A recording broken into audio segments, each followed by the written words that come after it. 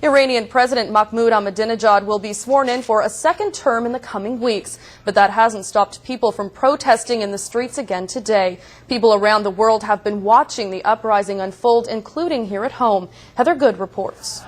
The election results will stand.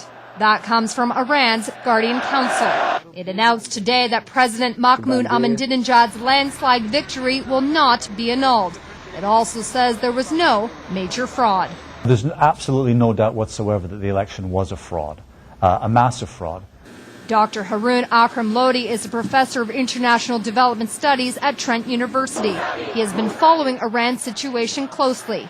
He says there has always been election fraud, but this is on a much wider scale. Mir Hossein Mousavi is an Azeri, and you'd expect that he would therefore win in Azeri-speaking regions and also in his hometown. He didn't win either. He lost dramatically to Ahmadinejad. That has sparked almost 2 weeks of protests and violence in the streets of Tehran. Iran's supreme leader has ordered demonstrators off the streets, and the Revolutionary Guard has threatened tough measures against those who don't comply. But with such disturbing images emerging, Western governments have denounced Iran's heavy-handedness. Canada's called on Iran to allow the people the right of assembly and the right of free speech, protest.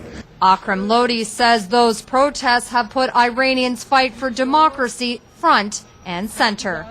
People want an end to corruption. They want far greater accountability of elected leaders.